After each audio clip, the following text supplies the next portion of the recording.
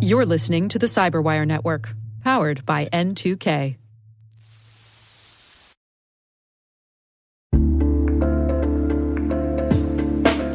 And now, a word from our sponsor, SpyCloud, the cybercrime analytics leader.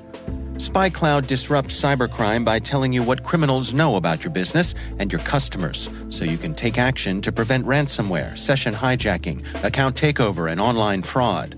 SpyCloud constantly recaptures and analyzes new data from the criminal underground, including credentials, session cookies, and PII siphoned from malware-infected devices.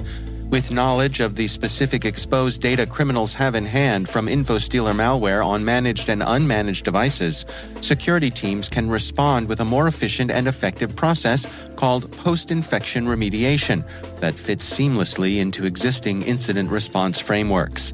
Get SpyCloud's post-infection remediation guide outlining the 7 steps for preventing a malware infection from becoming a full-blown ransomware incident.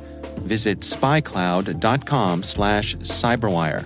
That's spycloud.com/cyberwire. And we thank SpyCloud for sponsoring our show.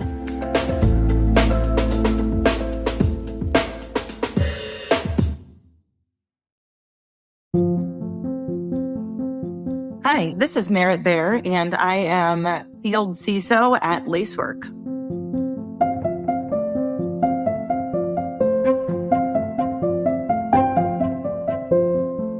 The CISO itself, the Chief Information Security Officer role, was one that didn't necessarily exist until somewhat recently, where I feel like there was maybe like your IT admin folks and maybe a data privacy attorney, but not a lot of room for those kind of technical and business security conversations that are what I do now.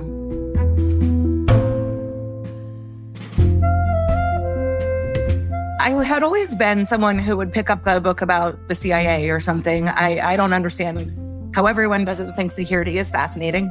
So it was kind of a indulgent side of what I liked to learn about. And then I went off to Harvard, and, there were just these issues that seemed to be coming for us. And I felt like we weren't very well prepared to answer them, and that they were already staring us in the face in terms of, private companies sort of burgeoning into like more and more immediate and intimate interactions with us. And then what is the role of government, and what is the role of that citizen or consumer in sort of mediating those relationships? And security was just such a primary element of what we needed to think about. And I mean that literally, like how we're going to protect account access, but also, as the construction of what we think about when we want to experience the world in a safe way.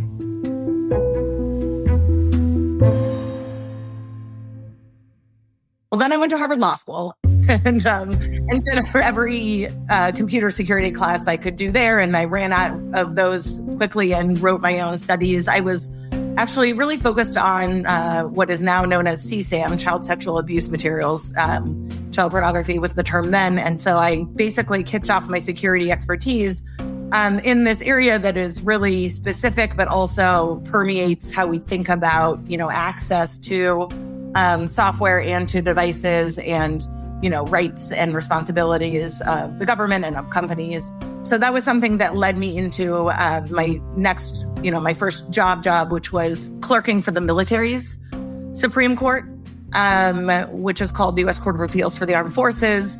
They had about 2/3 of their docket at the time was issues involving child sexual abuse materials, because the military gets some of these issues as sort of like harbingers of what civilians will get, because civilians have, higher expectations of constitutional rights than military members do, or those who are subject to UCMJ.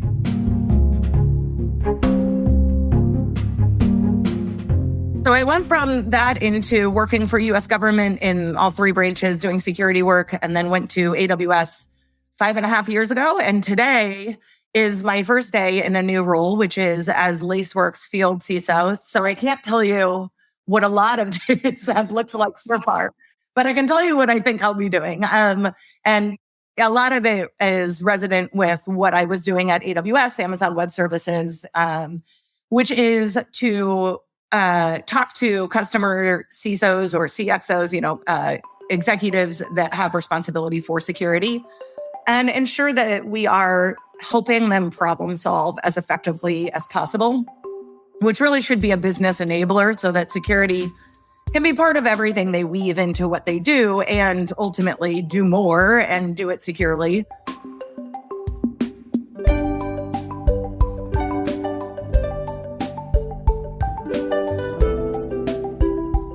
So my personal philosophy is that no one has to go down for you to go up. I'm always encouraging my colleagues and other executives to be thinking about how we can, steel sharpens steel, how we can be good for each other, how we can collaborate, how we can create more strengths in one another.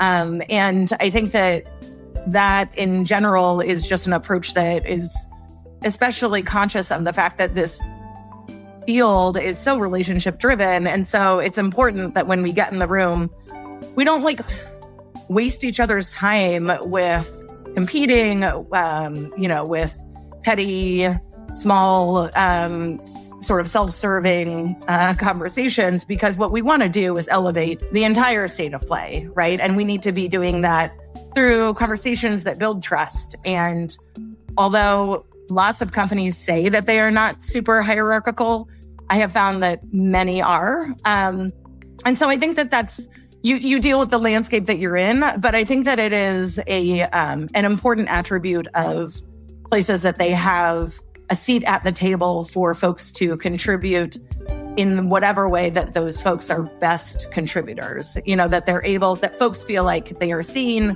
that they have the opportunity to develop themselves, and that they then contribute to the company bottom line or the policy bottom line in other cases. And I think that that's, the goal is always to see folks flourish.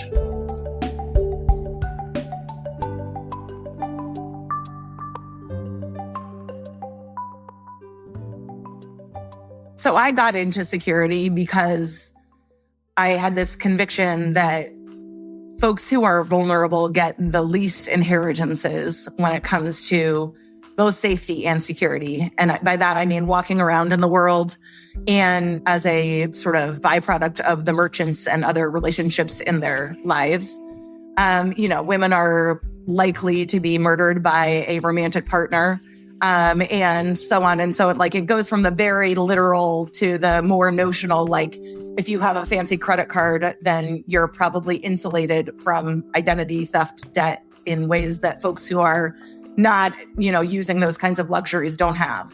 So I think I would hope that at the end, while I'm working with enterprises and I am, doing what feels sometimes like these, broad strokes, that I'm raising the water level in meaningful ways for folks who don't have to then be experts themselves, that we're able to, create security as something that folks are more entitled to, and that it benefits especially the folks who need it in vulnerable communities.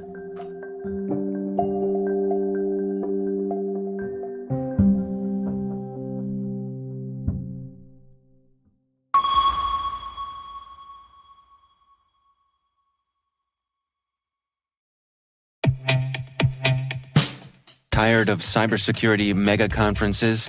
MWise is different. With a focused agenda and targeted problem solving, MWise is where security's best go to get better. From September 18th through the 20th in Washington, D.C., you'll join a special community of security's sharpest minds, hear perspectives you might not get anywhere else, and reach a new level of mastery that'll prepare you for what's next. Register early and save at mwise.mandiant.com/conf23. That's mwise.mandiant.com/conf23.